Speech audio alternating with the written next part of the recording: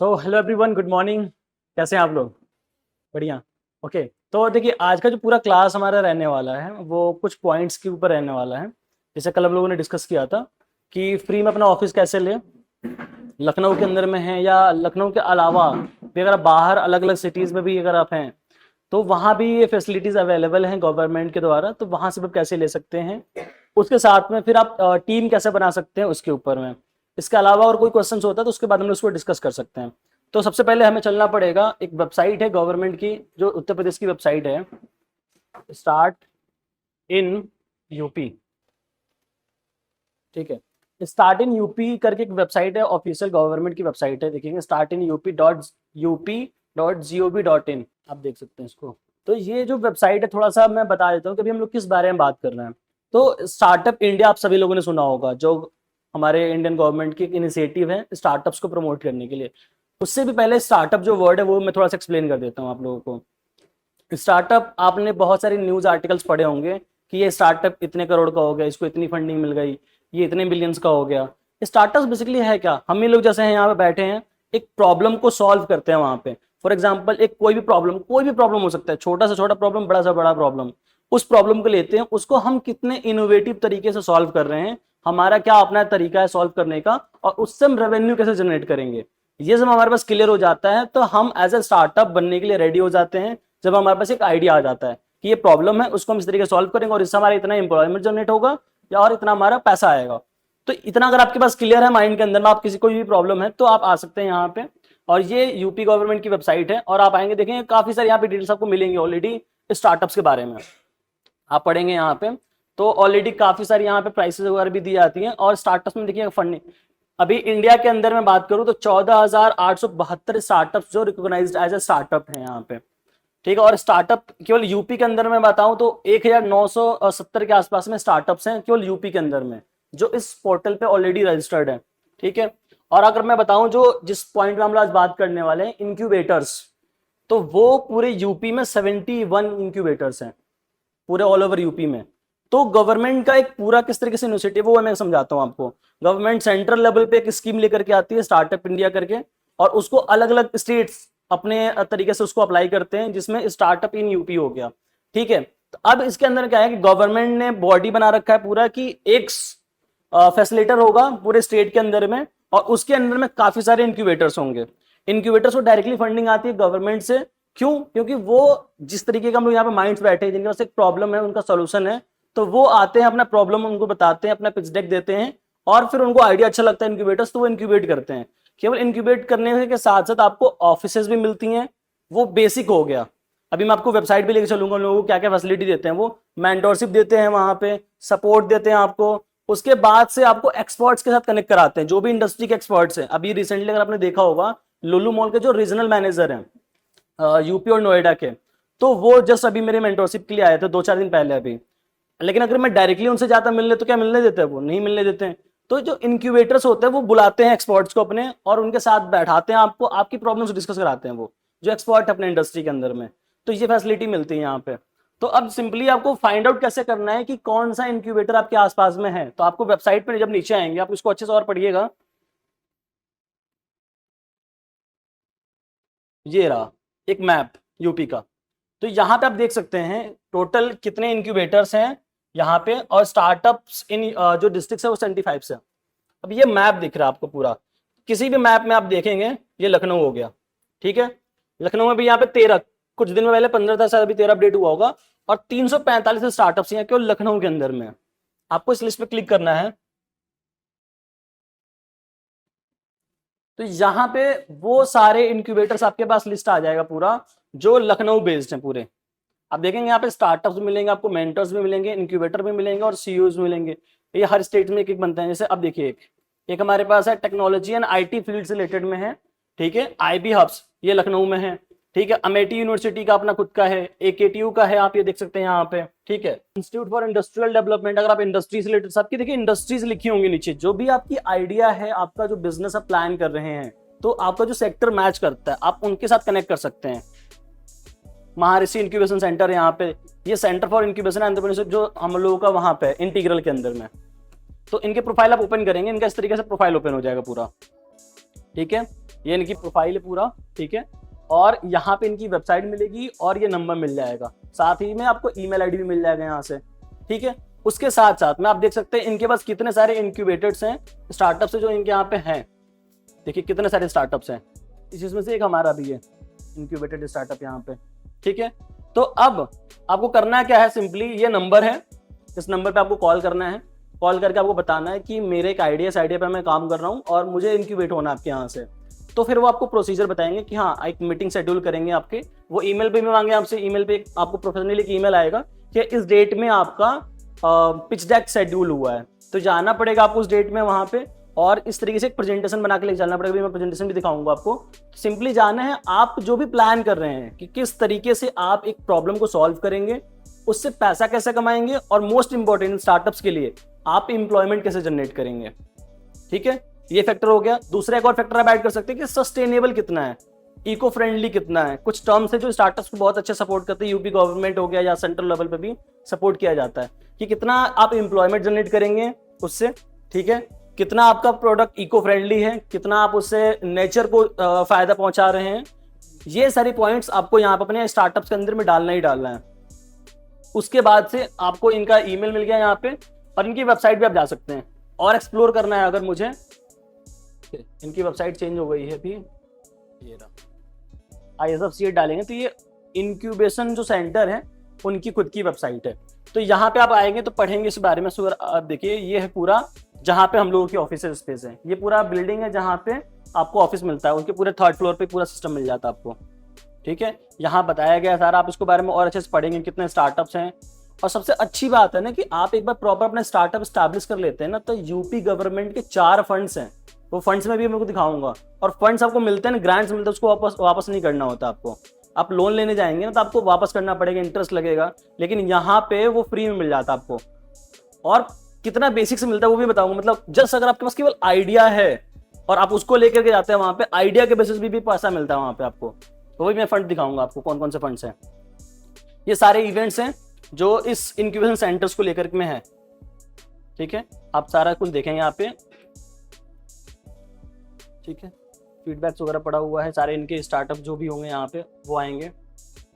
और अब देखिए यहाँ पे प्रोग्राम्स में आप आ जाएंगे तो इंक्यूबेशन, प्री इंक्यूबेशन और इनिशिएटिव्स करके, तो इन्होंने 2 स्टेज बना रखा है। अलग अलग इंक्यूबेशन सेंटर्स में अलग अलग स्टेजेस होते हैं, कहीं पे डायरेक्टली कोई इंक्यूबेट करता है और कहीं पे प्री इंक्यूबेशन का कॉन्सेप्ट होता है।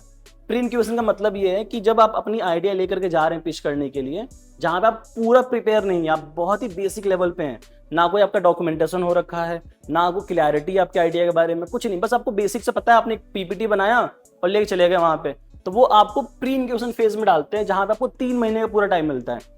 उस 3 महीने के अंदर में आपके आइडिया पे काम भी किया जाता है, आपको नई चीजें समझाई भी जाती हैं, मेंटोर के साथ भी कनेक्ट कराया जाता है, और उसके बाद जब क्लैरिटी आ जाती है तो फिर आपकी कंपनी फॉर्मेशन कराई जाती है, प्राइवेट लिमिटेड कंपनी बनाई जाती है वहां पे, एंड देन फिर वो इंक्यूबेट करते हैं आपको।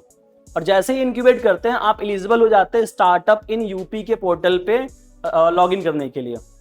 मैं भी वहां पे लॉगिन भी करके दिखाऊंगा कितने तरीके के फंड्स हैं वहां पे, तो उसके लिए एलिजिबल हो जाते हैं। प्री इंक्यूबेशन में आप आएंगे,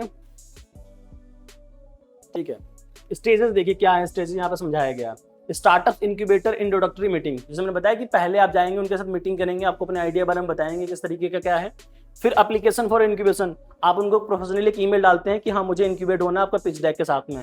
फिर वो आपको स्क्रीनिंग के लिए बुलाते हैं, जहाँ पे आपको पिच डेक देना होता है कि क्या है मेरी स्टार्टअप, किस तरीके से हम लोग प्लान कर रहे हैं, क्या प्रॉब्लम हम सॉल्व करना चाहेंगे। देन उसके बाद से आपका फिर यहाँ पे इंक्यूबेशन हो जाता है। अब देखिए यहाँ पे पूरे 2 साल का एग्रीमेंट होता है, और साथ ही साथ में आपको मेंटर्स भी असाइन कर जाते हैं। कुछ मेंटर आपको डेडिकेटेड आपके लिए रहते हैं और कुछ इंडस्ट्री वाइज आपको दिए जाते हैं मेंटर्स। इनके पास कौन कौन से है वो भी मैं दिखा देता हूँ। मेंटर्स ये देखिए, ममता मैम है यहाँ पे, आप देख सकते हैं entrepreneurship and startup mentor institute of entrepreneurship development, IDUP national training है यहाँ पे रिकॉग्नाइज्ड। और नुमान खान है जो कि आप मैंने बताया था अभी, लुलु मॉल के रीजनल मैनेजर हैं, ठीक है। उसी तरीके से अगर मैं बात करूँ यहाँ पर रेहान खान है, ये MEIT के इंक्यूबेशन फॉर्म है। सबके बारे में आप पढ़िएगा यहाँ पे, देखिए जितने भी हैं यहाँ पे ना सब IIT खड़गपुर के कोई है, IIM अहमदाबाद हैं, founder and CEO iTech group, and जो नीति आयोग है उनके एडवाइजर यहाँ पे मिल जाएंगे ये। उसी तरीके से देखिए यहाँ पे मोहम्मद हसन बैग है, ठीक है, ये हैं इनके पास सबसे रिसर्च प्रोफेसर कौन सा साउथ कोरिया के अंदर में इन्होंने एक्सपर्टीज अपना हासिल किया हुआ है रिसर्च वगैरह।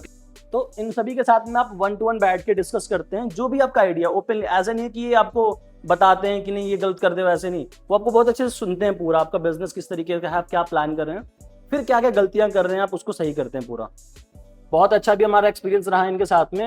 मैंने लिंक्डइन वगैरह भी पोस्ट किया था नुमान सर के पास में। तो इनके पास ऑलरेडी 9 साल कंप्लीट हो रहे हैं लुलु मॉल के अंदर में। तो बैठे हम लोग पूरा डिस्कस करें, अगर आपकी प्रोडक्ट है तो प्रोडक्ट की पैकेजिंग में क्या गड़बड़ है, क्या क्या आपको हाईलाइट वहाँ पे करना है। अगर आपने वहाँ पे नंबर मेंशन कर रखा है कस्टमर सपोर्ट, वो तुरंत कॉल लगा के पूछते हैं कि काम कर रहा है कि नहीं कर रहा है। तो इस तरीके से आपको पूरा यहाँ पे सपोर्ट मिल जाता है। उसके बाद आप देखेंगे यहाँ पे सर्विसेज के अंदर में क्या क्या हेल्प करते हैं। देखिए लीगल काउंसलिंग आपकी हेल्प करते हैं, मेंटरशिप में करते हैं, पेटेंट सपोर्ट, अगर आपके पास पेटेंट से रिलेटेड कोई आइडिया है जहाँ पर पेटेंट वगैरह बना कर करेंगे, ठीक है। उसके बाद से फाइनेंशियल एडवाइजरी है, नेटवर्किंग कनेक्ट कराते हैं, बिजनेस एडवाइजरी कराते हैं, मार्केटिंग एडवाइजरी हो गया, और फंड राइजिंग में, ये सारे बैकग्राउंड जहाँ पे वो आपकी हेल्प करते हैं।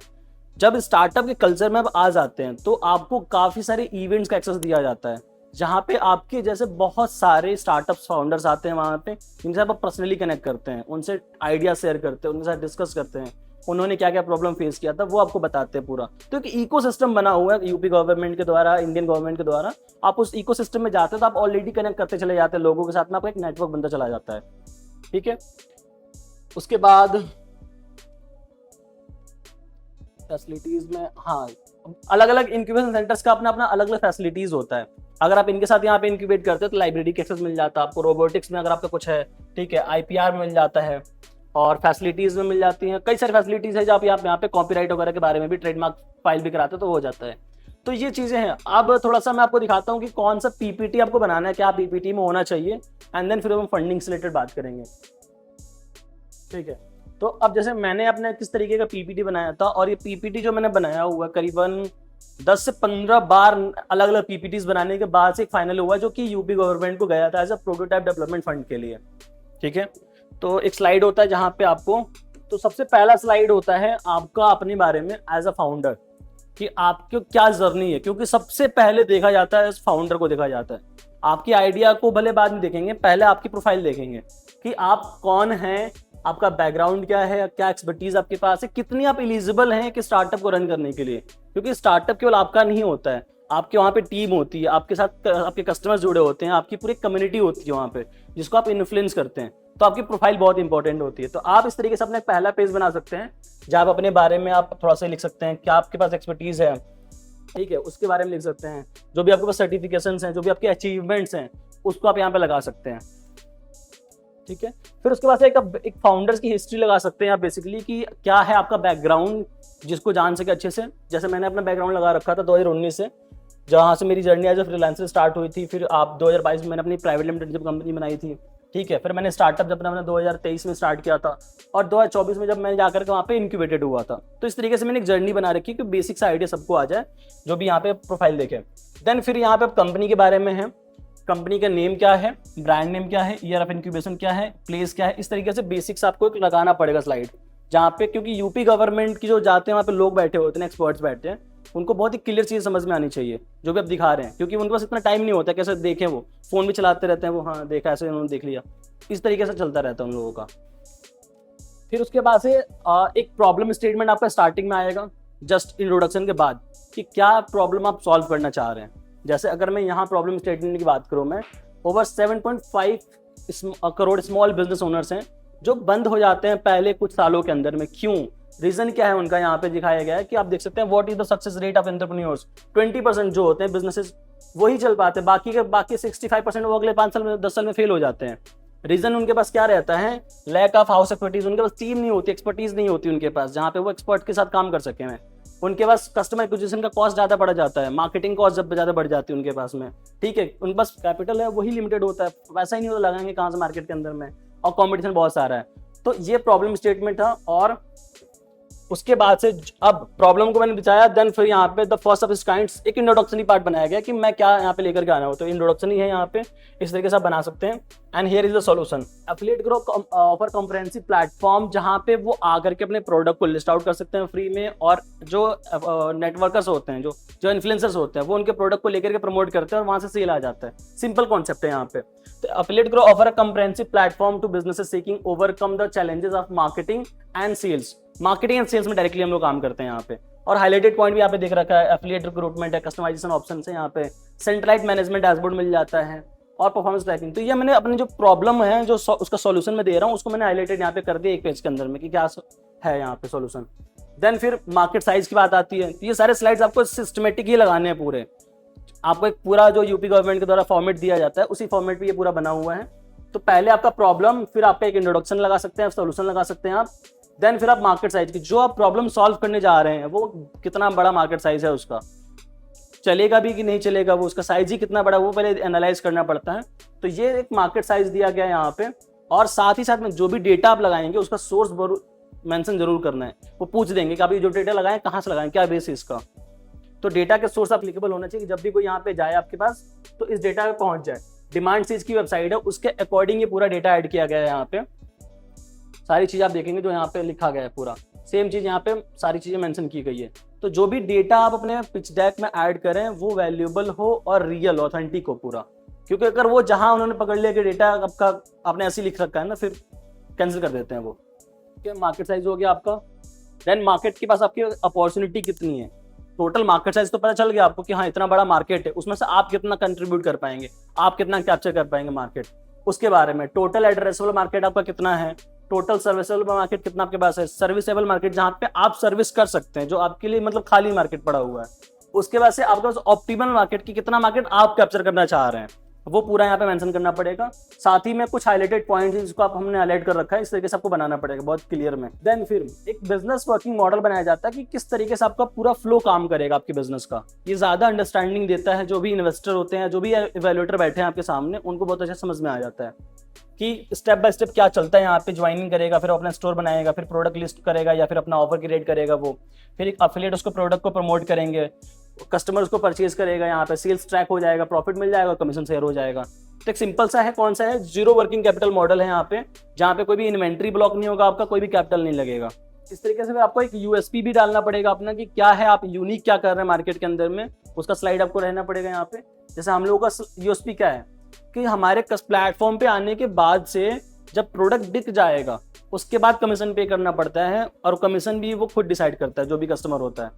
फॉर एग्जांपल मेरा एबीसी बिजनेस है और मेरा कोई परफ्यूम का बिजनेस है, मैं लाया लिस्ट कर दिया एफिलिएट ग्रुप पे, और लिस्ट करके मैंने 10% कमीशन डिसाइड कर दिया। अब प्रोडक्ट बिक जाएगा वहाँ पे, उसके बाद मुझे कमीशन देना पड़ेगा उसके जो इन्फ्लुएंसर होगा उसको। इस मॉडल पे काम करते हैं पूरा। फिर उसके बाद से बिजनेस मॉडल देखिए, हमारे पास कितने तरीके हैं पैसा कमाने का, ये जरूर पूछा जाएगा। ऐसा नहीं है कि आप वहां पे जाकर के सोशल एक्टिविटी कर रहे हो, स्टार्टअप बना रहे हो, आपको पैसा कमाना पड़ेगा वहां पे, और एम्प्लॉयमेंट भी जनरेट करना पड़ेगा।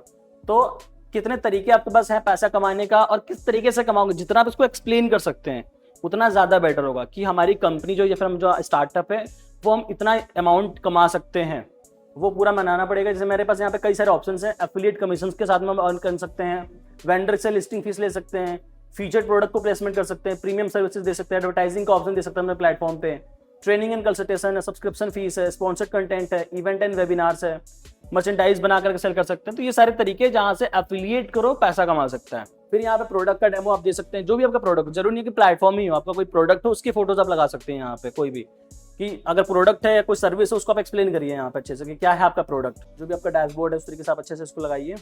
फिर आपका क्या ट्रैक्शन रहा है, अगर आपको कुछ रहा है ट्रैक्शन, आप मार्केट में थोड़ा सा पहले से काम कर रहे थे, तो आप बिल्कुल लगाइए यहाँ पे कि क्या रिजल्ट आ रहे हैं। जैसे अभी इस प्लेटफॉर्म पे इस कंट्रीज के सारे यूजर्स पड़े हुए हैं, 10 से कंट्रीज के यूजर्स हैं सारे, ये सारे वो ब्रांड्स है जो आज उस पर रजिस्टर्ड है ऑफिशियली, ठीक है। उसके बाद जैसे मैंने बताया कंट्री जो रजिस्टर्ड ब्रांड्स हो गए हमारे पास, जो विजिटर्स हो गए 5 लाख से ज्यादा, और ये पूरा ऑर्गेनिक विजिटर आ रहा है। हम लोगों ने एक वेबसाइट को ऐप में कन्वर्ट करके प्ले स्टोर पे डाल दिया, वहीं से लोग प्ले स्टोर पे देखते हैं और वहीं से क्लिक करके आ जाते हैं वहां पे और साइन अप करते हैं। वेबसाइट पे हमारा मतलब एफिलिएट मार्केटिंग कोई भी सर्च करे तो आ जाता है, क्योंकि एफिलिएट करो ही नाम है, कीवर्ड ही नाम में, तो वो आ जाते हैं लोग। फिर उसके बाद से आपको ग्लोबल एक कॉम्पिटिटिव लैंडस्केप दिखाना पड़ेगा कि आपका इंडिया के बाहर किस तरीके से कॉम्पिटिटिव बन सकता है पहले, क्या आपके कॉम्पिटिटर्स हैं, क्या वो ऑफर नहीं कर रहे हैं, क्या और आप ऑफर कर रहे हैं। फिर आपको इंडियन बनाना पड़ेगा, इंडिया के अंदर में किस तरीके से आपके कॉम्पिटिटर्स हैं, ठीक है, कि आप क्या ऑफर कर रहे हैं, क्या वो ऑफर नहीं कर रहे हैं। फिर आपको टीम भी दिखानी पड़ेगी कि क्या क्या टीम है आपके पास, टीम में कितने लोग हैं, क्या उनके पास एक्सपर्टीज है। ये जो स्लाइड है आई थिंक ये पुराना वाला स्लाइड है, क्योंकि उसमें हम लोगों ने और अपडेट किया था अभी। खैर, तो इस तरीके से आपको एक टीम बनाना पड़ेगा। टीम अगर आप पहले भी लगा देते तो और भी ज्यादा बेटर होगा। जहाँ पे आपने इंट्रोडक्शन दिया था अपना, जैसे उसके नीचे आप टीम भी लगा सकते हैं। तो टीम का वो समझ में आया कि हाँ, आपके अलावा, क्योंकि एक अकेला बंदा स्टार्टअप नहीं चलाता है, स्टार्टअप चलाने के लिए आपके पास अलग अलग एक्सपर्टीज होनी चाहिए, अलग अलग लोग होने चाहिए टीम के अंदर में। टीम बनाना पड़ेगा आपको उसके लिए।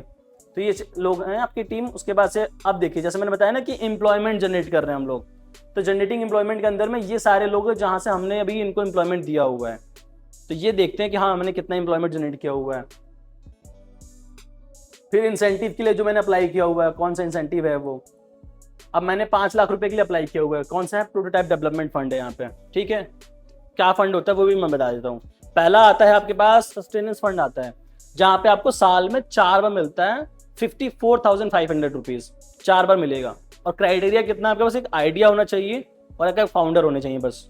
आप अपना प्रेजेंटेशन इस तरीके से बनाते हैं, आपका एक इवेल्यूएशन कमेटी बैठती है ऑनलाइन, वहाँ पे 4-5 एक्सपर्ट्स बैठते हैं, वो आपको इवेल्युएट करते हैं, पास कर देते हैं, तो आपका फंड आ जाता है। सबसे ईजी है ये फंड लेना, जो कि आ जाता है। फंड का मैं दिखा देता हूँ एक बार, लॉगिन करता हूँ इस पर। ये देखिए, जैसे मैंने बताया था, ये स्टार्टअप्स के लिए कितने फंड इन्होंने दिया हुआ है।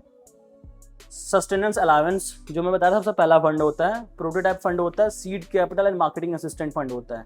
3 तरीके के फंड सबको दिए जाते हैं। चौथा एक और भी है, जहाँ पे आपको पेटेंट, आईपी, इस तरीके का जो होता है, वो पैसा जो अभी आपका लगा होता है वो वापस मिल जाता है आपको पूरा। फिर जैसे मैंने बताया कि जितने भी इंक्यूबेटर सेंटर्स हैं उनको गवर्नमेंट फंड करती है आपके लिए, उनको कितना फंडिंग दिया गया है वो देखिए यहाँ पे। और जितने भी इंक्यूबेटर, जैसे सीओज के अंदर में कई सारे इंक्यूबेटर्स होते हैं, तो उनको भी फंडिंग आती है। तो पूरे एक हायरार्की बना हुआ है। एक सीओ है, उसके अंदर मान लीजिए 10 इंक्यूबेटर सेंटर्स हैं, उनको फंड मिलता है अलग से कि आप अपने अपने स्टार्टअप्स बनाइए, वहाँ पे प्रॉपर फैसिलिटीज दीजिए, स्टार्टअप्स को इंक्यूबेट करिए, उनके लिए फंड आता है ये। तो आप सभी के लिए ये ना, मतलब समझ लीजिए कि आपको जाकर के अप्लाई करना है, क्योंकि आपके लिए फंड आ रहा है सारा, और फंड आपके पास नहीं आप क्लेम कर रहे तो ये उनके पास चला जाता है, वो रख ही लेते हैं कहीं ना कहीं, ठीक है। तो ये इस फंड के लिए जो पहला फंड है सस्टेनेंस अलाउंस, इसके अंदर में सिंपल सा बेसिक रिक्वायरमेंट होता है कि आप एक पिच डेक बनाइए अपना, आपके पास एक बेहतरीन आइडिया बनाइए अपना कि क्या आप सॉल्व कर सकते हैं एक प्रॉब्लम, और उसको पिच करिए वहां पे। जैसे अप्रूव हो जाता है आपको 54,500 4 बार आएगा आपके 1 साल के अंदर में। उसके बाद आता है प्रोटोटाइप डेवलपमेंट फंड। इसके लिए ना आपका बेसिक्स क्लियर हो पूरा, आपकी पूरा पिच डेक बना हो, आपके पास टीम पूरी हो जाए। उसके बाद ये होता है कि आप पूरा एक प्रोटोटाइप बनाने के लिए, आपका कोई प्लेटफॉर्म हो, कोई प्रोडक्ट हो, कुछ भी मशीन बना रहे हैं आप, तो प्रोटोटाइप बनाने के लिए 5 लाख रुपए तक का इसमें फंड मिलता है आपको, ठीक है। और फिर उसके बाद आता है सीड कैपिटल, मार्केटिंग असिस्टेंट। यहां गेस करिए कितना पैसा मिल रहा होगा, कोई आइडिया लगाइए। वो पैसा है जो आपको मिलेगा और आपको वापस नहीं करना है कभी भी। हाँ, मिनिमम 7.5 लाख रुपए मिलेगा आपको।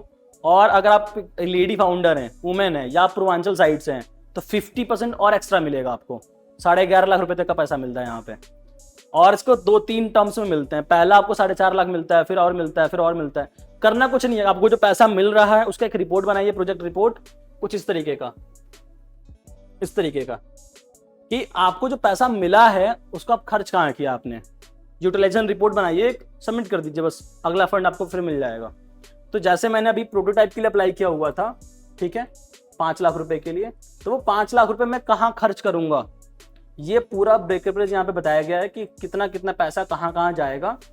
जिस हिसाब से फिर वो हमें फंड एलोकेट करेंगे, तो वो आपको बताना पड़ेगा पूरा डिटेल में कि कितना फंड आपको चाहिए और कहाँ खर्च करेंगे उसमें। जैसे मार्केट एंड रिसर्च सर्वे के अंदर में, जब मैं प्रोडक्ट बनाऊंगा उससे पहले भी एक मार्केट सर्वे कराऊंगा यहाँ पे कि कस्टमर क्या देख रहा है मार्केट के अंदर में, क्या उसकी डिमांड चल रही है। सर्वे के लिए मैंने यहाँ पे 15,000 जोड़ा है, 3-4 इंटर्न्स को हायर करूंगा मैं, 5,000 रुपये उनको दूंगा, वो सर्वे वाला काम कर देंगे मेरा, ठीक है। पर्पस क्या है उस चीज का, पर्पस भी आपको पूरा एक्सप्लेन करना पड़ेगा। तो इस तरीके से पूरा कॉस्ट का ब्रेकअप यहाँ पे बताया गया है, ये लगाना पड़ेगा। फिर अगर आपके पास और भी रिकॉग्निशन आपके पास पड़ा है, जो भी आपके पास है दिखाने लायक ना, सब दिखाइए वहाँ पे, कितना आप एलिजिबल हैं, कितना आप क्वालिफाइड है, वो दिखाना पड़ेगा आपको यहाँ पे। तो सर्टिफिकेशन जो इतने भी मिले हुए हैं वो सब हमने लगाया हुआ है यहाँ पे। अब जैसे ही आपका होने जाता है ना, सब प्रोसेस क्या होता है, आप इंक्यूबेशन सेंटर के पास गए, उनका अप्लाई किया आपने, उन्होंने 3 महीने का टाइम दिया आपको। 3 महीने आपने अपना आइडिया को इनहेंस किया, मार्केट को समझ लिया पूरा। अब आती है आपकी कंपनी बनाने का। कंपनी बनाने के लिए वो सीए से खुद कनेक्ट कराते हैं, उनके पास कॉन्टैक्ट होते हैं, वो आपकी कंपनी बना देते हैं। कंपनी बनने के बाद सबसे पहला काम होता है स्टार्टअप इंडिया का सर्टिफिकेट लेना। ये जब सर्टिफिकेट लेते हैं तो अभी जो मैं फंड्स बता रहा था वो स्टेट लेवल पे था, सेंट्रल लेवल पे अलग से और फंड्स पड़े हुए हैं, सारे वैसे ही हैं। प्रोटोटाइप का हो गया या मार्केटिंग कैपिटल हो गया, वहाँ और ज़्यादा फंड मिलता है पूरा। तो ये बहुत ज़रूरी है, अगर आप एज ए स्टार्टअप रिकॉग्नाइज होना चाहते हो तो ये सर्टिफिकेट आपके लिए बहुत ज़रूरी है। इसको बोलते हैं DPIIT सर्टिफिकेट, ठीक है। जैसे ही ये ले लेते हैं आप ना, तो फिर आप आते हैं स्टार्टअप यूपी के पोर्टल पे, स्टार्टअप इंडिया पोर्टल पे। यहाँ पे आएंगे आप, नहीं कोई एग्जाम नहीं होता है, डॉक्यूमेंटेशन चाहिए होता है इसके लिए केवल। जब आपकी कंपनी बन जाती है ना प्रॉपर पूरा डॉक्यूमेंट, तो वो एक लेंदी सा फॉर्म होता है, बस फॉर्म पूरा भरेंगे आप, एक्सप्लेन करेंगे हर एक चीज़ को कि क्या आइडिया है, किस तरीके से सॉल्व करेंगे, कितना आपका सोशली कितना कर रहे हैं, कितना एम्प्लॉयमेंट जनरेट कर सकते हैं, इस तरीके का फॉर्म होगा, पूरा भरेंगे आप, फिर आएगा। स्टार्टअप इंडिया की वेबसाइट पर आइए, इतने सारे यहाँ पे स्कीम चल रहे हैं ना, मैं क्या बताऊँ। यहाँ पे आप देखेंगे, जब ओपन करेंगे, ये देखिए अभी यहाँ पे कोई चल रहा है, यहाँ पे अमेजोन के साथ में कनेक्ट करके चल रहा है यहाँ पे, grow your brand with Amazon. और सेलिंग के लिए यहाँ पे क्या मिल रहा है, बेनिफिट्स वगैरह वो भी मिल रहा है यहाँ पे, ठीक है। ये सारे स्कीम्स यहाँ पे चल रहे हैं, ये देखिए, nurturing early startups with financial assistant, 50 lakh का फंड दे रहा है सेंट्रल गवर्नमेंट आपको, ठीक है। ऐसे कई सारे हैं यहाँ पे, स्टूडेंट्स के लिए है भी अलग से।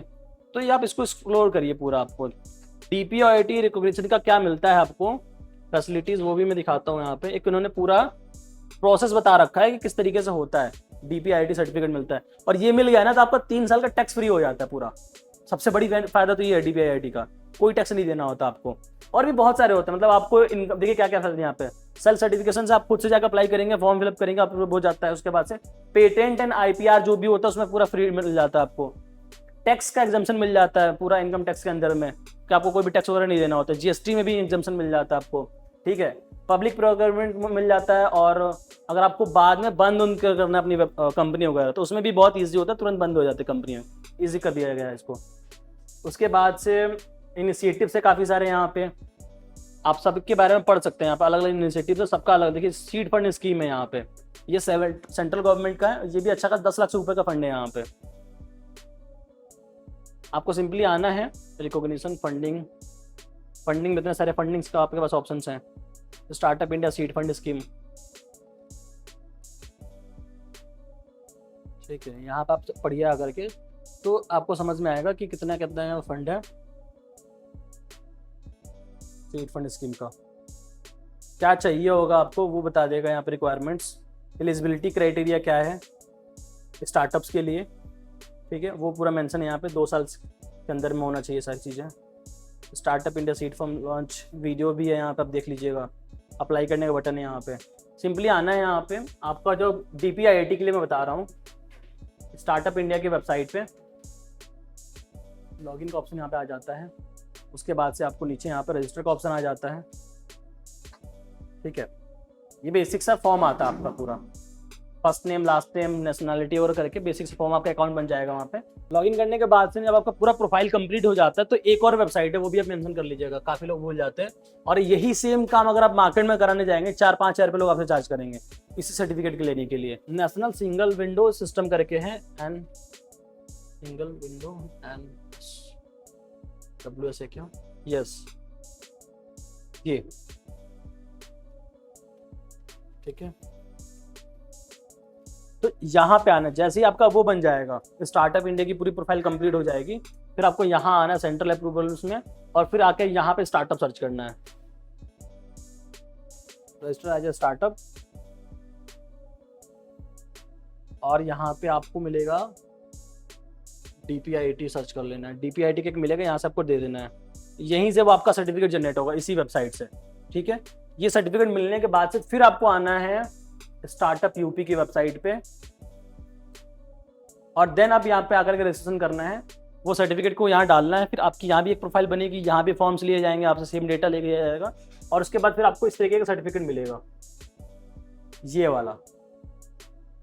जूम हो जाएगा, क्यों क्लियर नहीं दिखेगा, इस तरीके का आपको एक मिल जाएगा, आपकी कंपनी का नेम रहेगा, एज ए स्टार्टअप रिकॉग्नाइज्ड है, कंपनी नंबर मिलेगा, कब इशू हुआ है, ठीक है, इस तरीके का सर्टिफिकेट मिलेगा। तो पहले आपको ये चाहिए सर्टिफिकेट, जहाँ पे आपको DPIIT नंबर मिल जाता है, कब से कब तक के 10 साल के लिए वैलिड रहता है ये पूरा स्टार्टअप, आप बेनिफिट 10 साल तक के लिए ले सकते हैं इसमें, ठीक है, 10 साल के लिए। और अगर 100 करोड़ से नीचे की है आपकी कंपनी, उसके लिए पूरा बेनिफिट्स मिलता है ये। उसके बाद से आपको ये सर्टिफिकेट चाहिए और आपका फिर बन गया स्टार्टअप। ये 2 मिल गए आपके, फिर आपका इंक्यूबेशन सेंटर में वहाँ पे इंक्यूबेशन हो जाता है आपका, फिर आपको इस तरीके के ऑफिसेज मिल जाते हैं। यहाँ पे है क्या फोटो, फैसिलिटीज, ये है ऑफिस स्पेस, पूरा एक डेडिकेटेड रूम दिया गया है, यहाँ पे सारे लगे रहते हैं पोस्टर्स वगैरह यहाँ पे।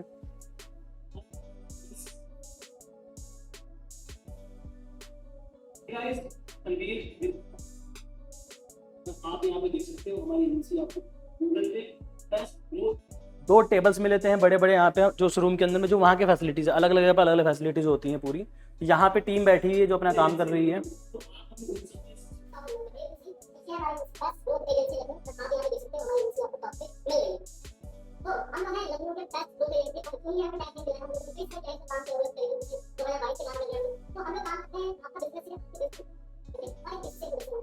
ये आपको आइडिया लग रहा होगा ऑफिस का पूरा, 2 टेबल्स हैं, कंप्यूटर वगैरह भी पूरा मिलता है यहाँ पे, इंटरनेट पूरा मिल जाता है, AC वगैरह सब कुछ पूरा मिल जाता है, सेटअप बोर्ड वगैरह सब मिल जाता है प्रॉपर, AC वगैरह मिल जाते हैं इधर। 2 सिस्टम्स मिले हुए हैं दोनों टेबल के लिए, बाकी अपना सिस्टम यूज करना होता है। तो ये एक डेडिकेटेड स्पेस था। वर्किंग स्पेस वहाँ का काफ़ी बेहतरीन है, क्योंकि वहाँ आपको डेडिकेटेड डेस्क मिल जाता है, डेडिकेटेड सिस्टम मिलता है, और जो सिस्टम होता है पूरा हाई कॉन्फ़िगरेशन का होता है। ये वहीं के ऑफिस का ही है फोटो, अंदर का चेयर्स वगैरह का मिल जाता है पूरा, ये रही हुआ इनका। और हाँ, प्रोफाइल वगैरह भी शेयर कर देते हैं आपके लिंक्डइन अगर आप पे है, लिंक्डइन के ऊपर पे अभी तो वो भी मैं बता देता हूँ लिंक्डइन पे आपको किस तरीके से मिलेगा। लिंक्डइन आप लोग हैं सब लोग वहाँ पे, टीम, हाँ भी एक पॉइंट रह गया ना, हम लोग टीम कैसे बनाना है उसको मैं बता देता हूँ। लिंक्डइन यहाँ पे लॉगिन हो, ठीक है, लिंक्डइन यहाँ पे ओपन हो गया है। लिंक्डइन का आपका कम से कम अच्छा से एक प्रोफाइल आप लोग बना लीजिए, ठीक है। प्रोफाइल बनाने के बाद से आपका जितना अच्छा बायो आप लिख सकते हैं, बायो लिख लीजिए अपना, अबाउट में पूरा मेंशन कर लीजिए क्या क्या कंट्रीब्यूशंस हैं इसमें, जो आर्टिकल्स वगैरह होते हैं उसमें लिखा गया है, एक्टिविटीज़ क्या क्या हैं, हायरिंग को लेकर अलग एक्सपीरियंस बना सकते हैं आप इस तरीके का। हम जितने भी अभी तक हायरिंग किया हुआ है ना, हम लोग जितनी भी टीम बनाई अपनी, सारे लिंक्डइन के द्वारा बनाया है, कोई अदर कोई वेबसाइट नहीं है। लिंक्डइन पे आपको अच्छा खासा एक ऑप्शन आता है जॉब पोस्ट करने का यहाँ पे, ठीक है। अभी यहाँ पे लॉगिन नहीं है, लिंक्डइन पे जॉब पोस्ट करेंगे आप ना, एक जॉब आप फ्री पोस्ट करते हैं वहाँ पे। तो जिस भी आपको team banana, for example telecaller से चाहिए आपको, तो टेलीकॉलर से आपको यहाँ पे जाकर जॉब पोस्ट करिए, और विद इन अ डे आपके पास 20, 25, 30 आराम से एप्लीकेशन आ जाते हैं। और जिस भी एरिया का वो चाहिए उस भी एरिया का मिल जाएगा आपको उसमें। आप लखनऊ डिसाइड करेंगे, लखनऊ मिल जाएगा आपको, लखनऊ कोई पर्टिकुलर एरिया डिसाइड करना है वो भी आ जाता है ऑप्शन वहाँ पे, तो वो डिसाइड करिएगा। तो वहाँ से एप्लीकेशंस आएंगी, आप इंटरव्यू के लिए बुलाइए, आपको जो पर्सन अच्छा लग रहा है कि कैपेबल है, आपके खुद के टर्म्स होंगे, उस पर बनाइए टीम्स। पहला तरीका हो गया। दूसरा तरीका जिस पर मैं काम करता हूँ वो है कॉलेज ग्रुप्स, क्योंकि इंटर्नशिप स्टूडेंट्स करते हैं ऑलरेडी, जो लोग कहीं पे स्टैब्लिश हैं वो लोग नहीं करेंगे, तो स्टूडेंट्स के लिए चाहिए तो कहाँ मिलेंगे आपको, कॉलेजेस में। तो जितने भी आपके नोन फ्रेंड्स हैं जो भी किसी कॉलेज में हैं, BBD है, इंटीग्रल है, महाऋषि है, लखनऊ यूनिवर्सिटी है, तो इनके ग्रुप्स बने होते हैं काफ़ी सारे, ठीक है। तो आपको एक ऑफर अपना बनाना है, जॉब पोस्ट बनाना है, डिटेल सारी मेंशन करनी है, फॉरवर्ड करा देना है ग्रुप्स में, और ऐसे 4-5 ग्रुप में फॉरवर्ड करा देंगे, आपके पास अच्छा खासा एप्लीकेशन आ जाएगा। 2 ही तरीके जो मैं अभी यूज़ कर रहा हूँ जहाँ से टीम बन रही है, बना सकते हैं। थर्ड जो तरीका आप कर सकते हैं वो है नेटवर्किंग इवेंट्स वगैरह को लेकर के, कि आप कभी किसी से मिल रहे हैं, किसी कॉलेज में जाकर मिल रहे हैं, नेटवर्किंग इवेंट्स हो गए, वहाँ आपसे लोग इंटरेक्ट करते हैं, फिर वहाँ से लोग अप्लाई खुद करते हैं। जैसे MBA के जो स्टूडेंट्स जो हमारे पास अभी इंटर्न्स काम कर रहे हैं, जो मैंने दिखाया था इसमें, ठीक है, ये तीनों MBA के स्टूडेंट्स हैं, मार्केटिंग के स्टूडेंट्स हैं, IIIT के।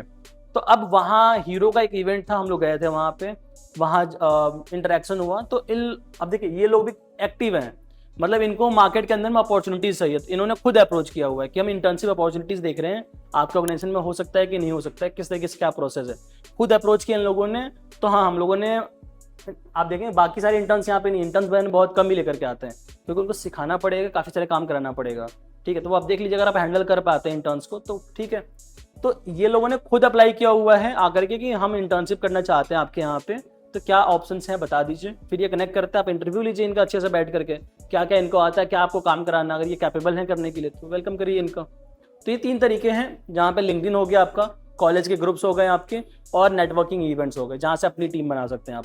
टीम बनाने के बाद से आप ना डिसाइड करिए अपने सबसे इंपॉर्टेंट चीज़, अपने टर्म एंड कंडीशंस, कि आप सैलरी अगर दे रहे हैं तो कितना सैलरी देंगे, क्लियर बताइए उनको पूरा कि ये पेड इंटर्नशिप है कि अनपेड है।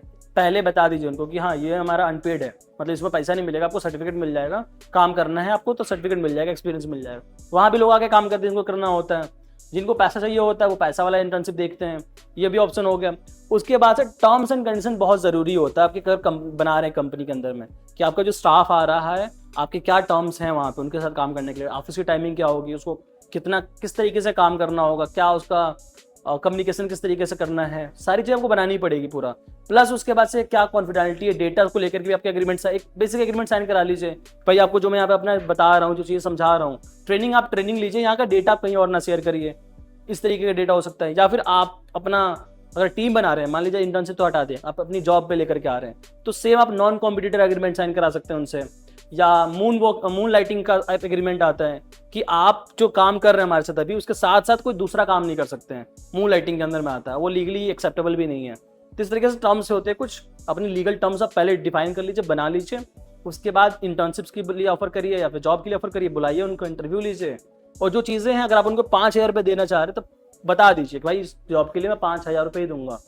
फॉर एग्जाम्पल अगर मैंने अभी यहाँ पे लिंक्डइन पे डाला था एक जॉब पोस्ट, ये देखिए, ठीक है, मैंने यहाँ पे क्लियरली मेंशन कर रखा है कि मैं 8,000 ही दूंगा। 8,000 के साथ साथ मैं इंटर्नशिप्स इंसेंटिव्स वगैरह मैं दे सकता हूँ। टाइमिंग मेरी ये रहने वाली है, मंडे टू फ्राइडे 9 से 5 रहेगी, सैटरडे में 9 से 2 टाइमिंग रहेगी पूरी, ठीक है। फिर क्या आपको चाहिए, मिनिमम एक्सपीरियंस कितना आपको चाहिए वो आपको बताना पड़ेगा क्लियरली वहाँ पे, ठीक है।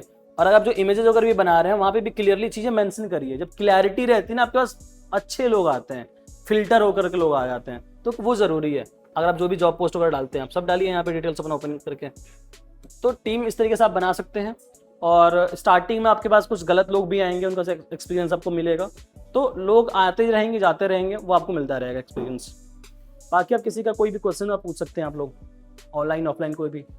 हाँ, थोड़ा सा लोगों को एडवांस लगा है, तो आप ये बताओ कि पहले क्या करना है, सबसे पहले क्या करना है? देखिए सबसे बेसिक स्टेप है, कॉपी पेन उठाइए, जो भी आपके माइंड में चल रहा है उसको नोट डाउन करिए वहाँ पे। आइडिया किस तरीके से लाएं? जैसे कुछ कि भी आइडिया हो सकता है, जैसे कि हमारे पास डिजिटल प्रोडक्ट हैं, ठीक है, या सीआरएम वगैरह है, तो हाँ, क्या इनको भी एज अ प्रोडक्ट कर सकते हैं। मतलब आपके पास कोई क्राइटेरिया नहीं, आपको वहाँ पे फिल्टर नहीं किया कि आपका नहीं, ये नहीं कर सकते। कुछ भी आइडिया है जिससे आपको कुछ एम्प्लॉयमेंट जनरेट कर रहे हैं आप, ठीक है, आप इन्वायरमेंट को हेल्प कर रहे हैं, कम्युनिटी को कुछ हेल्प कर रहे हैं आप, ठीक है, और इनकम जनरेट कर रहे हैं वहां से, अगर ये चीजें हो रही हैं आपके वहां से तो आप आ सकते हैं। अगर आप फॉर एग्जांपल आपका डिजिटल प्रोडक्ट का केवल है, मैं आपको एग्जांपल देता हूँ, मैं अपने एग्जांपल दे देता हूँ। मिनग्रो आप लोगों ने नाम सुना है कि नहीं सुना है? डिजिटल प्रोडक्ट है वो सीआरएम ही है, तो मिनग्रो का एज अ सीआरएम बना करके मैं भी उसको एज अ स्टार्टअप ही करूंगा। तो मैं केस स्टडी दे दूं, आपको समझ में आ जाएगा। हाँ हाँ बिल्कुल।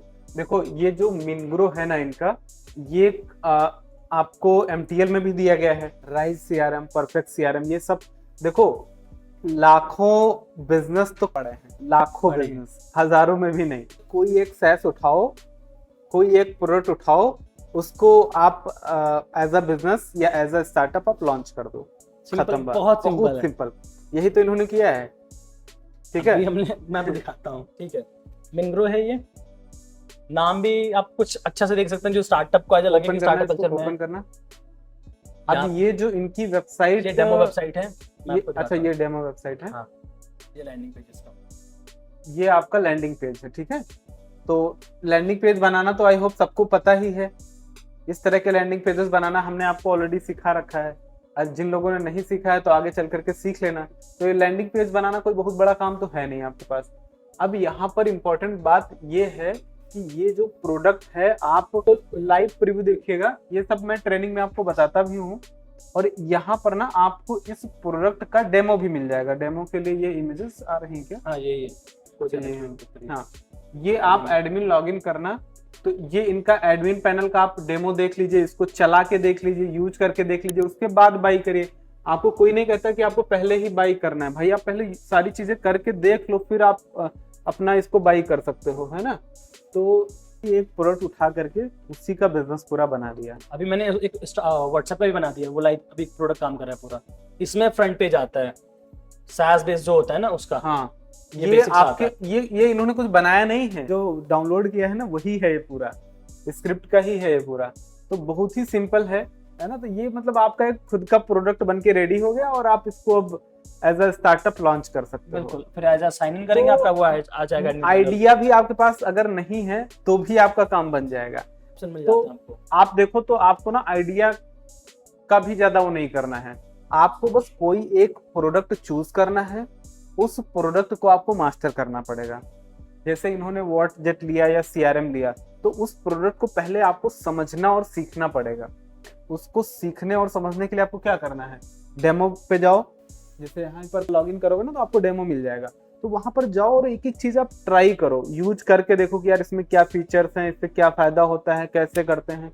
उसका मतलब वो आपको समझने में शायद 10 दिन, 15 दिन, 20 दिन जो भी लगे, बट एक बार अगर आपने वो समझ लिया, अब आपको क्या करना है, उसको एज अ बिजनेस आपको लॉन्च करना है। क्योंकि ये SaaS प्रोडक्ट है, मतलब सॉफ्टवेयर एज अ सर्विस आप अपने कस्टमर्स को ऑफर करने जा रहे हो, जहां पर मल्टीपल, जैसे DBC सिंपल एग्जांपल है, DBC अपनी वेबसाइट बनाई आपने, वहां पर बहुत सारे जो बिजनेस ओनर्स हैं वो आकर के अपना डिजिटल बिजनेस कार्ड बनाते हैं, तो वो भी अपने आप में एक स्टार्टअप ही तो है। उसको भी एज अ स्टार्टअप आप बना करके और जा करके उसकी फंडिंग ले सकते हो, उसको रजिस्टर करा सकते हो, और जो चीजें इन्होंने बताई सिर्फ आप एक DBC स्क्रिप्ट से वो काम कर सकते हो। वो एकदम अल्टीमेट चीज है, और ये चीज कहीं किसी कोर्स में नहीं सिखाई जाती है। डिजिटल मार्केटिंग के कोर्स में तो कतई नहीं सिखाई जाती, किसी भी डिजिटल मार्केटिंग कोर्स में। हम लोग आपको ट्रांसपेरेंटली ये बताए हैं और सिखाए हैं। और अगर अब भी, और जितनी भी एजेंसीज हैं मैं आपको बता दूं, लखनऊ छोड़ो पूरे ऑल इंडिया और ऑल वर्ल्ड में जितनी भी एजेंसीज हैं, बड़ी बड़ी एजेंसी तक प्रोडक्ट को बेस बना करके अपना बिजनेस बनाती हैं। ये जर्नी मेरी जो शुरू हुई थी, मेरी जर्नी भी इसी तरीके से शुरू हुई थी। मैंने आपको बताया था कि पंजाब की एक कंपनी थी जो मेरे को ना स्कूल मैनेजमेंट सॉफ्टवेयर दिया था, इंस्टीट्यूट मैनेजमेंट सॉफ्टवेयर दिया था। वो 2-3 हजार रुपए का देते था, उन्होंने प्रोडक्ट दे दिया कि भाई आप इसको कितना भी बेचो, उसका लाइसेंस चार्ज उनका जो 3-4-5 हजार रुपए होता था वो हमें पे करना पड़ता था, और बाकी चार्ज मेरा था कि मैं उसको 10 हजार का बेचू, 15 हजार का बेचू, जो था मेरा था। तो प्रोडक्ट की मास्टरी मैंने कर ली, उस सॉफ्टवेयर में क्या क्या फीचर्स हैं, क्या बेनिफिट्स हैं, हमें सामने वाले को बस बताना है।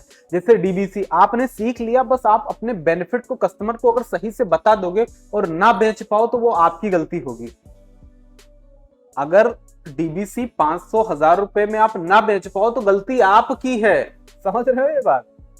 क्योंकि आप उसको सही तरीके से बता नहीं पा रहे हो, सही तरीके से एक्सप्लेन नहीं कर पा रहे हो, आपको अपने प्रोडक्ट के ऊपर कॉन्फिडेंस नहीं है, आपको हो सकता है अपने प्रोडक्ट की प्रॉपर नॉलेज ना हो। लेकिन ये तो कंफर्म है कि अगर मेरे सामने लाओगे तो मैं तो कभी बेचता नहीं हूं ऐसे डायरेक्ट, बट इनडायरेक्टली जो लोग मेरे को मिले तो मैंने DBC की बात करी और 5 मिनट के अंदर वो पेमेंट करते हैं मेरे को, 5 मिनट के अंदर। अगर आप नहीं कर पाते तो ये आपकी गलती है, मतलब आपके कम्युनिकेशन में कमी, आप उसको पहले इंप्रूव करो। हो सकता है आपको अपने प्रोडक्ट पे कॉन्फिडेंस या आपके प्रोडक्ट की नॉलेज ही ना हो, आप उसको इंप्रूव करो। और ज्यादातर लोगों की दिक्कत तो यही होती है, नॉलेज नहीं होती है।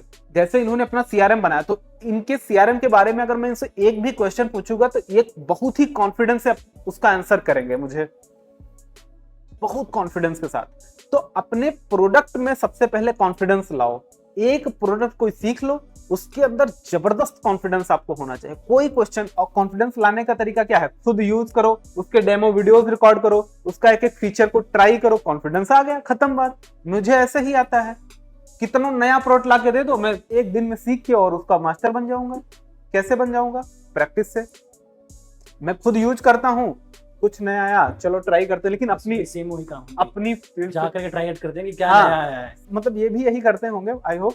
और जो मतलब हमारी उससे रिलेट करते हैं वो यही काम करते हैं कि कुछ नया प्रोडक्ट आया, चलो अच्छा देखते हैं इस प्रोडक्ट में नया बेटर क्या है जिसको मैं शायद ज्यादा सेल कर सकता हूँ, है ना। तो प्रोडक्ट की रिसर्च का पार्ट है वो, कि आपको ये देखना है कि मार्केट में कौन सी चीज ज्यादा चल सकती है, ठीक है। और ये भी पता लगाना तो बड़ा इजी है। आप कैसे पता लगाओगे? आप देखो नंबर ऑफ सेल्स क्या है इस प्रोडक्ट की, कोड कैनन पे दिखता है, उसके रिव्यूज क्या है, उसकी रेटिंग्स क्या है, वहीं से आइडिया लग जाता है कि यार ये प्रोडक्ट हिट होगा या नहीं होगा। जैसे अगर CRM की हम बात करें तो आप देखो, ये रिव्यूज देखते हैं, इसके रिव्यूज देख लो, नंबर ऑफ सेल्स देख लो, टाइम देख लो, तो इससे हमें एक मोटा मोटा आइडिया लग जाता है कि यार अगर ये प्रोडक्ट इन्होंने लॉन्च करा है किस डेट में, क्रिएटेड 1 साल में, अगर इनके पास 500 सेल आई हैं और 4.65 रेटिंग है, मतलब कुछ पोटेंशियल तो है इस प्रोडक्ट में, दम तो है। इसी तरीके से आप ये इन्होंने सीआरएम लिया, तो अगर आप परफेक्ट सीआरएम, राइट सीआरएम देखोगे तो दोनों की रिव्यूज में आपको हजारों रिव्यूज मिल जाएंगे। मींस हजारों रिव्यूज होने का मतलब, और 4.8 के ऊपर रिव्यूज मिल जाएंगे, मतलब ये प्रोडक्ट हिट है, सोचना ही नहीं आपको, हिट है। हाँ, एरर फ्री है, एरर फ्री है, एक भी बग नहीं मिलेगा, कुछ नहीं मिलेगा आपको, एकदम फ्लुएंट काम करता है। तो अगेन आपको कोड कैनन पे तो पैसा भी नहीं लगाना है यार, हमने एमटीएल में कितना सारा प्रोडक्ट दे रखा, कोई एक प्रोडक्ट बस सीख लो भैया, कोई एक प्रोडक्ट सीख लो, उसको सीखने के बाद बस उसको सेल करना शुरू करो। एफिलिएट मार्केटिंग, शॉपिफाई, सारे बिजनेस इसके साइड कर दोगे, जितना इसमें आप पैसा बनाओगे, बहुत पैसा। एफिलिएट मार्केटिंग में डिपेंडेंसी है, यहाँ कोई डिपेंडेंसी नहीं है, डिपेंडेंसी दिक्कत कर जाता है बहुत। और सबसे ज्यादा प्रॉब्लम डिपेंडेंसी की होती है, यहाँ पर कोई डिपेंडेंसी नहीं, आप खुद अपने प्रोडक्ट के, अपने बिजनेस के ऑनर, मालिक बनते हो, ठीक है। प्राइस आप खुद डिसाइड करते हो, प्रॉफिट आप खुद डिसाइड करते हो, और जो कस्टमर आपके पास आ रहा है उसको ना जाने कितने टाइम आप क्रॉस सेल कर सकते हो। एफिलिएट मार्केटिंग में ये डिसएडवांटेजेस हैं सारे। यहां पर आपके पास एक सीआरएम बाई किया, चलो कल को उसको हम व्हाट्सएप सॉफ्टवेयर भेज देंगे, परसों हम कुछ और भेज देंगे, फिर कुछ और भेज देंगे, तो वो साइकिल चलती रहती है। एक बार बस आपकी स्टार्ट हो गई ना, तो लाइफ टाइम के लिए वो साइकिल चलती जाती है। तो सिंपल सा तरीका है भैया, कोई एक प्रोडक्ट उठा लो, उसको मास्टर कर लो, और स्किल्स आपको आनी चाहिए। कौन सी? Marketing skills. उस मार्केटिंग स्किल्स में क्या, जैसे लैंडिंग पेज बनाना, फेसबुक ऐड चलाना, व्हाट्सएप कैंपेन चलाना, ईमेल मार्केटिंग करना, रील्स बनाना, वीडियो मार्केटिंग करना, वेबसाइट बनाना, ये सब आपको आता है, तभी ये सफल है। तो वो स्किल प्लस मोनेटाइजेशन, दोनों का कॉम्बिनेशन जब होगा तो आप बहुत आगे जाओगे। लेकिन गलती क्या होती है कि हम लोग क्या करते हैं, या तो बहुत पैसा पे फोकस्ड हो जाते हैं, केवल पैसा ही दिखता है बस, या फिर केवल स्किल पर फोकस हो जाते हैं, नहीं सब हम सीख ले। तो हम क्या करते हैं कि सीखने का एक ड्यूरेशन डिसाइड करो, 2 से 3 महीना, उसके बाद आप मोनेटाइजेशन पे फोकस करो। 3 महीने बाद आप ना मोनेटाइजेशन पे फोकस करो कि यार अब हमें पैसे कैसे बनाने हैं, और जब इन दोनों का कॉम्बिनेशन होगा तो आप बहुत आगे जा पाओगे, ठीक है। तो और ये काम यार कोई भी कर सकता है, मुझे नहीं लगता है कि इसमें बहुत ज्यादा, इसको मतलब स्टार्टअप बनाना बहुत इजी आप सोचो कि ना जो लोग कोडिंग सीखते हैं वो बहुत कठिन काम करते हैं, जो लोग कोडिंग वगैरह सीखते होंगे ना वो बहुत कठिन काम करते हैं यार, इससे सुपर इजी कोई काम है नहीं। इसमें क्या है, स्क्रिप्ट इंस्टॉल करना तो मतलब आप 10-15 दिन में सीख जाओगे, कोई भी तरह का स्क्रिप्ट आप इंस्टॉल कर लोगे, जितना कोड करना चाहिए। 2 से 3 तरीके का इंस्टॉलेशन होता है बस। हाँ बस लिमिटेड, जिसमें भी ये थर्ड होस्टिंग वाला, होस्टिंजर वाला तो सबसे इजी होता है, कुछ भी नहीं करना, 5 मिनट के अंदर आपका बिजनेस लॉन्च, 5 मिनट के अंदर बिजनेस लॉन्च। अगर आपके पास डोमेन होस्टिंग है तो मतलब कुछ भी नहीं करना है आपको। सो ये सिंपल से, मतलब आपको आइडिया की कोई दिक्कत ही नहीं है। अब उस जैसे डीबीसी, हम डीबीसी का एग्जांपल इसलिए दे रहे हैं क्योंकि वो इजी है समझना आपके लिए। तो डीबीसी अपने आप में एक बहुत जबरदस्त आइडिया है, उसकी एक पीपीटी बना सकते हो कि कैसे लोग अपने बिजनेसेस को ग्रो कर सकते हैं, जो लोग वेबसाइट को नहीं ले सकते हैं। प्रॉब्लम क्या है कि लोगों को ट्रस्ट नहीं होता है, लोग इतना पैसा, छोटे शॉपकीपर्स या छोटे लोग हैं जो ऑनलाइन जाना चाहते हैं वो नहीं कर सकते हैं, है ना। वेबसाइट में प्रॉब्लम क्या है कि उसमें क्लिक टू कॉल ऑप्शन नहीं होता है, जो आपका डीबीसी है उसमें लैंडिंग पेज के भी फीचर मिलते हैं, डिजिटल बिजनेस कार्ड के भी फीचर मिलते हैं। मेरे से बोलो ना, मैं 10 घंटे बोल सकता हूँ डीबीसी के ऊपर, 10 घंटे बोल सकता हूं मैं। तो आपको अपने प्रोडक्ट की जो कस्टमर्स की प्रॉब्लम है उसका जो सोल्यूशन है, दोनों को कंबाइन करके एक प्रॉपर पीपीटी बनाइए और जा करके उसको आप अपना रिप्रेजेंट करिए जैसे इन्होंने बताया। ये पीपीटी जो आपने बनाई है वो आप प्लीज इन लोगों को ग्रुप में शेयर कर देना, तो एक बार इनकी पीपीटी से रेफरेंस भी आप ले सकते हो कैसे इन्होंने बनाई है। और बाकी अगर कोई हेल्प की जरूरत होगी तो भाई बताना, हम लोग भी कर देंगे थोड़ा बहुत, है ना।